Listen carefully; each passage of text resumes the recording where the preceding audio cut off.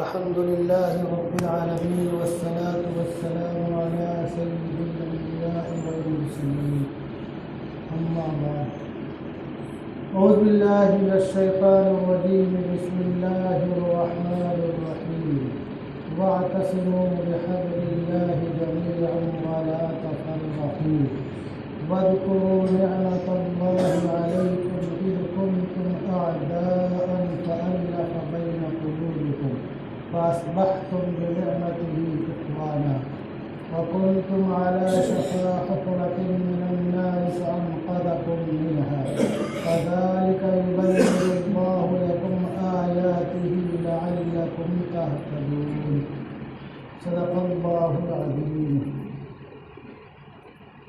حضرات محترم، ہم جس سرزمین میں رہتے ہیں یہاں کی بہت سی ریت رواج کے ہم شکار ہیں۔ ان ریت رواج میں سے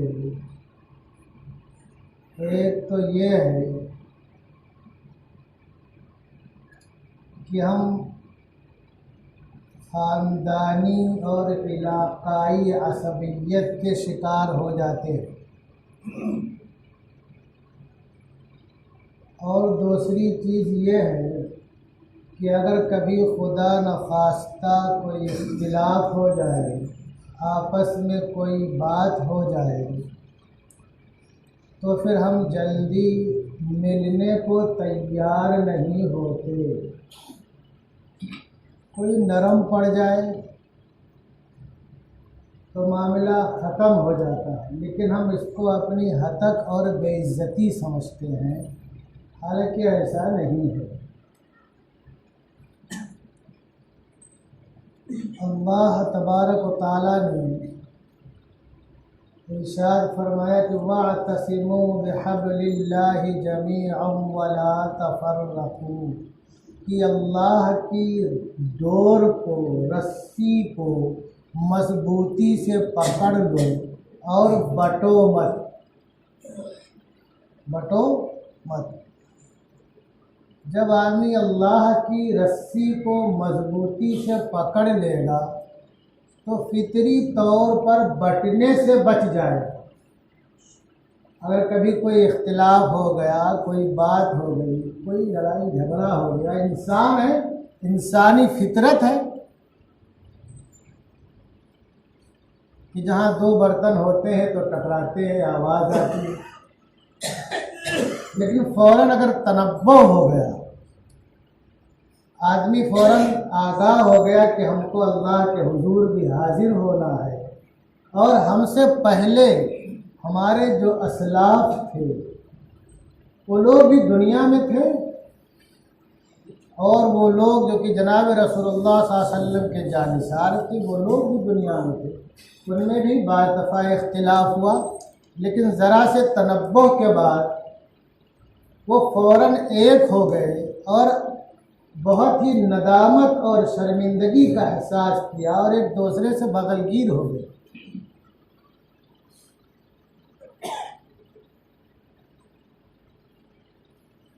تو جو رسی کو اللہ کی مضبوطی سے پکڑے گا وہ ان تمام باتوں کو بھی اپنے ذہن میں رکھے گا۔ اللہ تعالیٰ نے جو ابھی میں نے جو آیت تلاوت کی ہے اس میں جو واقعہ بیان کیا، اور اللہ تعالیٰ نے اپنا احسان جتلایا ہے،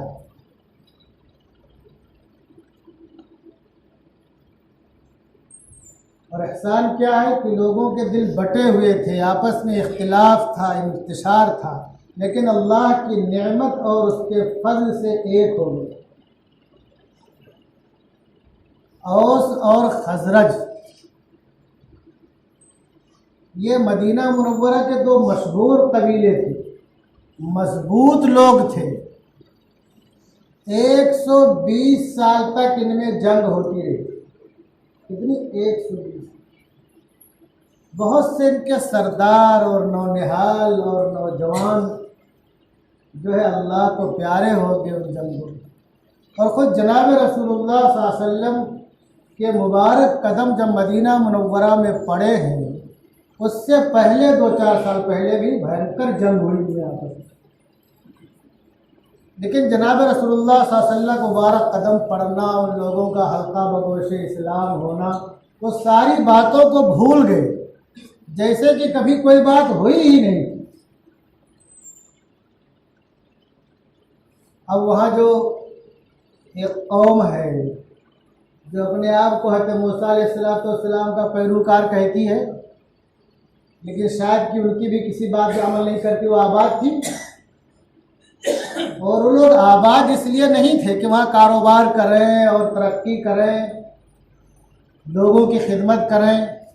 وہ تو ان کے 700 سال یا کچھ سو سالوں پہلے ان کے آباء و اجداد میں سب عالم تھے اس وقت کے، وہ وہاں سے گزر ہوا تو وہاں وہ سب آباد ہو گئے۔ یہ نبی آخر الزماں کا یہ دار الحجرہ ہے۔ انہوں نے کہا ہم کو اس زمین سے، اس مٹی سے بو آ رہی ہے، اور ہماری جو کتابوں میں علامت لکھی ہے وہ یہی سرزمین ہے جو نبی آخر الزماں کا دار الحجرہ ہوگا، اس لیے آباد ہو گئے، ان کی نسلیں وہاں تھیں۔ تو جب دونوں قبیلوں کا، دونوں خاندانوں کا جو یہ محبت آپس میں اور الفت یا گانگت ان سے برداشت نہ ہوتا، اتفاق سے ایک دن جو ہے دونوں قبیلے کے کچھ لوگ بیٹھے آپس میں محبت سے باتیں کر رہے تھے، ایک بہت ہی خراٹ سر رسیدہ بوڑھا ابن قیس نام ادھر سے گزرا تو اس کا کلیجہ پھٹ گیا دیکھ کر کے کہ لوگ اتنے متحد ہو گئے، ایک ہو گئے،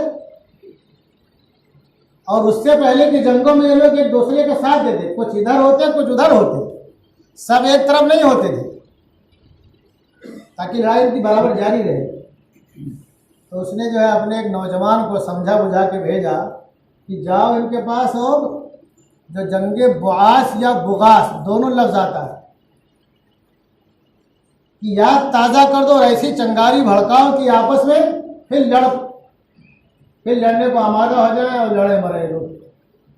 تو اسے جا کے ایسے ہی کیا نوجوان نے، اور دونوں قبیلے کے لوگ پھر بھڑک گئے اور آپس میں لڑائی کے لیے بالکل آمادہ ہو گئے۔ جناب صلی اللہ صلی اللہ علیہ وسلم کو معلوم پڑا، آپ تشریف لائے اور آپ نے کہا کہ اللہ سے ڈرو، اللہ سے ڈرو۔ میں تم لوگوں کے بیچ میں پھر یہ باتیں پیدا ہو گئی، تو پھر لوگوں نے فٹافٹ اپنے سارے ارادے کو کینسل کر دیا۔ لیکن اس سے پہلے بہت لمبی جنگ ہو چکی ہے ان دونوں گروہوں میں، تو اللہ تعالیٰ نے اسی کو کہا فَاذْكُرُوا نِعْمَتَ اللَّهِ عَلَيْكُمْ إِذْ كُنْتُمْ أَعْدَاءً فَأَلَّفَ بَيْنَ قُلُوبِكُمْ۔ تم اللہ کو اس نعمت کو یاد کرو کہ تم لوگ آپس میں دشمن تھے، اللہ نے تمہارے دلوں کو جوڑ دیا، اور تم لوگ فَأَصْبَحْتُمْ بِنِعْمَتِهِ إِخْوَانًا، تم لوگ اللہ کے نعمت اور اس کے فضل سے آپس میں بھائی بن گئے۔ اور اللہ نے کہا خود ارشاد فرمایا انما المؤمنون اخوۃ فاصلحوا بین اخویکم، کہ مومن جو ہے یہ آپس میں بھائی ہیں۔ دھیان رکھو اس بات کو، یہ جو ایمان کی جو نسبت ہے وہ دنیا کے کسی بھی کونے میں کوئی رہنے والا ہو، وہ دوسرے مومن کا بھائی، اور ہمدردی، غم گساری اور اس کے ساتھ بھلائی کرنا، حسن سلوک کرنا، اپنی سکت پر جتنا بھی ہو سکے، یہ ہماری ذمہ داری ہے۔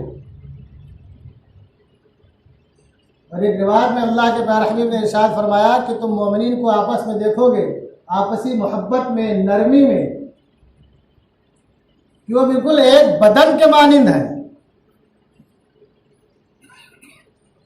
جسد واحد۔ آپ نے ارشاد فرمایا کہ اگر کسی بدن کے کسی حصے کو بخار، کچھ تکلیف ہو جائے، چوٹ لگ جائے، تو پورا بدن اس کو محسوس کرتا ہے، اور آنکھ روتی ہے اور زبان بلبلاتی ہے، تکلیف کا اظہار کرتی ہے کہ نہیں کرتی ہے؟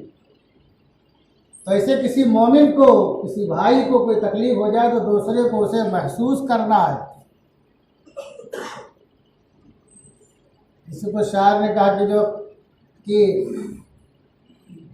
قوم گویا جسم ہے، افراد ہیں اعضائے قوم، مبتلائے درد کوئی عضو ہو، منزل صنعت کے رہے پیما ہے دست و پائے قوم، مبتلائے درد کوئی عضو ہو، روتی ہے آنکھ، کس قدر ہمدرد سارے جسم کی ہوتی ہے آنکھ۔ تو اللہ تبارک و تعالیٰ نے تمام لوگوں کو بھائی کہا، اور یہ بھائی ہی کی نسبت ہے، یہ بھائی ہی کی نسبت ہے کہ اس کی وجہ سے بر صغیر میں اسلام کا پرچم 92 یا 91 ہجری میں پہنچا۔ آپ تاریخ پڑھیے، اس سے پہلے یہاں تو اسلام اس وقت آ چکا تھا جبکہ مسلمانوں کا اسلام کا کوئی خادم یہاں نہیں آیا تھا۔ راجہ مالی باغ میں موجودہ شق القبر دیکھا تو سمجھو اسلام پہنچ گیا، اور وہ حلقہ بگوش اسلام کے والد کی تاریخ ہے پوری۔ اور 90 اور ہجری سے پہلے بھی کچھ صحابہ کرام آئے، لمبی تفصیل ہے، لیکن جو بڑا واقعہ پیش آیا وہ اسلامی اخوت اور ہمدردی کی بنیاد پر پیش آیا۔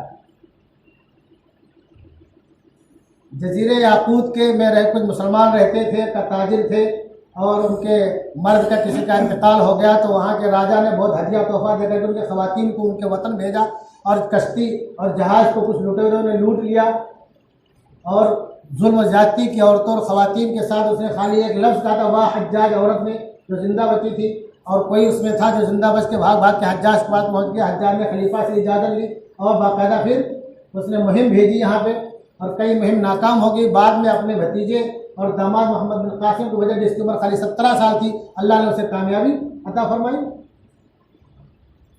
تو یہ کیا ہے؟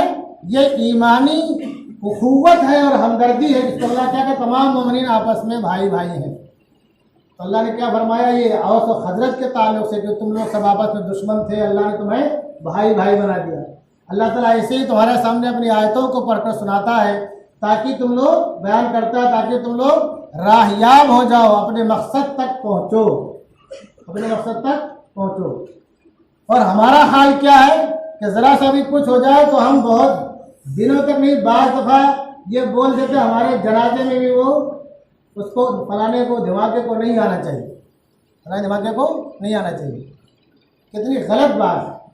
ایک واقعہ بتا دوں ہے، جناب رسول اللہ صلی اللہ علیہ وسلم کو اطلاع ملی کہ بنو مستلق کے سردار حارث بن زرار جو ہے مسلمانوں سے جنگ کا ارادہ رکھتے، تیاری کر رہے ہیں۔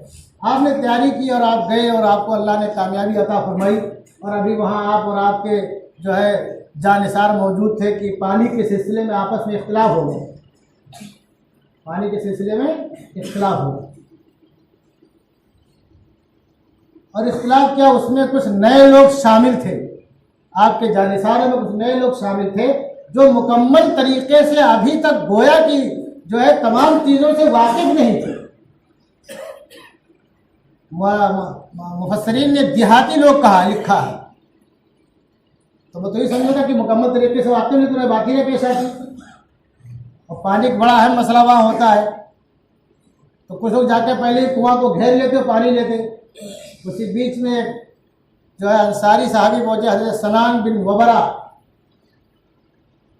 رضی اللہ تعالیٰ عنہ، تو وہاں وہ جہجاہ مہاجری نے جو ان کو تھپڑ مار دیا، زخمی کر دیا، تو حضرت سنان بن وبرہ رضی اللہ تعالیٰ عنہ نے آواز دی یا انصار، اپنے انصار کو، انصاری تھے، انصار کو آواز دی، اور جہجاہ مہاجری نے مہاجر کو آواز دی، اور لڑائی اور جنگ کی نوبت آ جاتی دونوں، ایک انصار ہے، مہاجر ہے، دونوں کی تعداد کافی ہے۔ جناب صلی اللہ صلی اللہ علیہ وسلم کو معلوم پڑا، آپ وہاں تشریف لے گئے، اور آپ نے کیا کہا، ما بال دعوی الجاہلیہ، کہ تمہیں کیا ہوا کہ تم جاہلیت کی پکار لگا رہے ہو؟ یہ تو زمانے جاہلیت کی بات تھی۔ اس کے بعد یہ زمانے جاہلیت میں ہوتا تھا، لوگ اپنے قبیلے کو، اپنے خاندان کو بلاتے تھے، اپنے علاقے کے لوگوں کو بلاتے تھے، اور آپ نے فرمایا انصر اخاک ظالما او مظلوما، اپنے بھائی کی مدد کرو، ظالم ہو یا مظلوم ہو۔ اب ہمیں تو سوچ سکتے جو مظلوم ہوگا اس کی مدد تو سمجھ میں آتی ہے، ظالم جو ہے اس کی مدد کیسے کی جائے؟ تو ظالم کی مدد ایسے کی جائے گی کہ ظالم کو ظلم سے روکا جائے گا، ظالم کو ظلم سے روکا جائے گا۔ اور آپ نے فرمایا دعوها فإنها منتنة، یہ جاہلیت کی جو پکار ہے اس کو چھوڑ دو، یہ بدبودار ہے، اس کو چھوڑ دو، یہ بدبودار ہے۔ اور تمام لوگ فوراً خاموش ہو گئے، اور جبکہ زیادتی جہجاہ مہاجری کی تھی۔ حضرت سنان بن وبرہ رضی اللہ تعالیٰ عنہ کو عبادہ بن صابر رضی اللہ تعالیٰ عنہ کے کہنے سے ان کو معاف کر دیا، اور پھر لوگ بغل گیر ہوئے اور روئے بھی، بغل گیر بھی ہوئے اور روئے بھی، مفسرین نے لکھا ہے۔ ان کو اپنی غلطی کا احساس ہوا، چوک کا احساس ہوا۔ اور ہمارا رویہ کیا ہے کہ ذرا سی بات پہ خاندان چھوٹ جاتا ہے، بول چال بند ہو جاتی ہے، یہاں تک کہ ایک دوسرے کے دکھ تکلیف میں بھی شرکت لوگ نہیں کرتے ہیں، اور بعض دفعہ لوگ منع بھی کر دیتے ہیں۔ یہ اچھی بات نہیں ہے، یہ اچھی بات نہیں ہے۔ بہت سختی سے ان تمام چیزوں کو ختم کرنے کی کوشش کی ہے جناب رسول اللہ صلی اللہ علیہ وسلم اور اسلام نے۔ اور بعض دفعہ کیا ہوتا ہے کہ ہمارے اتحاد میں دراڑ اس وقت پڑ جاتی ہے جب کہ ہم اپنے آپ کو اعلیٰ اور عرفہ سمجھنے لگتے ہیں، جس کو بولتے ہیں خاندانی عصبیت اور تعصب، علاقائی عصبیت اور تعصب۔ آپس میں اختلاف ہو تو صلح کرو۔ اللہ نے جو فرمایا انما المؤمنون اخوۃ فاصلحوا بین، کہ مومنین آپس میں یہ سب بھائی بہن کے درمیان صلح کرو۔ صلح کا لفظ ہے، صلح کا مطلب انصاف، فیصلہ نہیں ہے۔ فیصلے میں کیا ہوگا؟ جس کا جتنا حق ہوگا اتنا لے لے گا اور دینا پڑے گا۔ اور صلح میں کیا ہے؟ کوئی جھک جائے گا، کوئی کم لے گا، کسی کو زیادہ مل جائے گا، چلو جانے دو کوئی بات نہیں۔ صلح کا مطلب یہ ہے، اگر کبھی کوئی بات ہو تو صلح کی کوشش کرنی چاہیے، فیصلے کی کوشش بعد میں کرنی چاہیے تاکہ لوگوں کے دل مل جائے۔ تو جو دوسری چیز ہمارے درمیان وہ کیا ہے؟ علاقائی اور خاندانی عصبیت اور تعصب۔ یہ چیز بھی ہم کو ہماری سرزمین سے ملی ہے۔ یہاں تو کچھ لوگ ایسے بھی آباد ہیں جو دوسرے کے سائے سے بھی بھاگتے ہیں۔ ہمارے اندر بھی وہ چیز آ گئی، ہم نے بھی اس کو اپنا لیا۔ ایک بہت ہی بڑا رائٹر ہے، اس کا نام ہے ایچ جی ویلز۔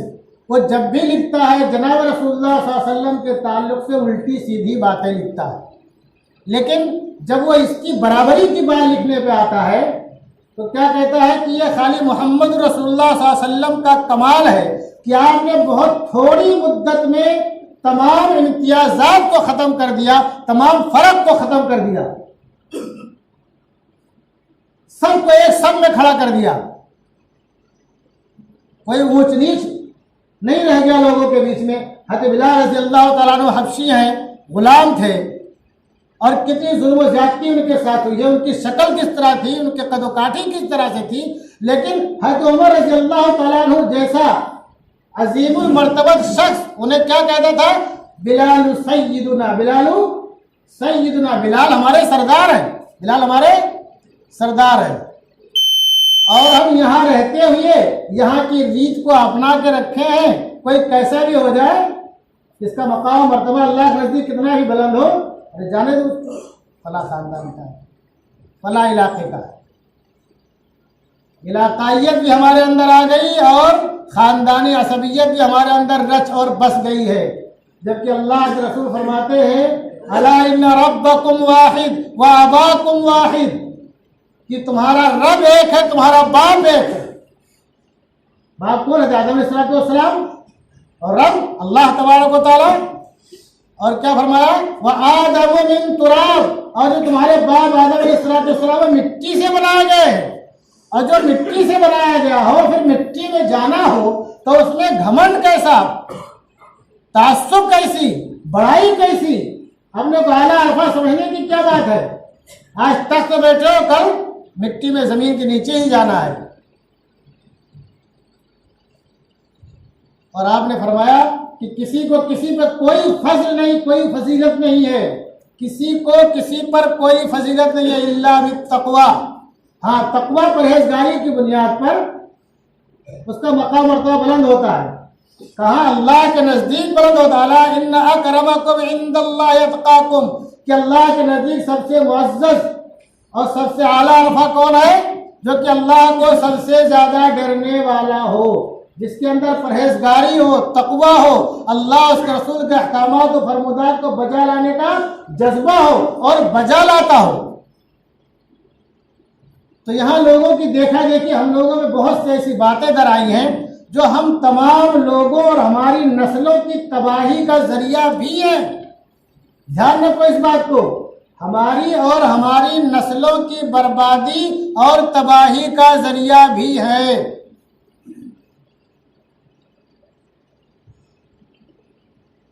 اللہ کے رسول صلی اللہ علیہ وسلم اور قرآن کے فرمان کے بالکل خلاف ہم کرتے ہیں، جب اس کے خلاف کریں گے ہم تو کیا ہم اللہ کے نزدیک معزز ہو جائیں گے؟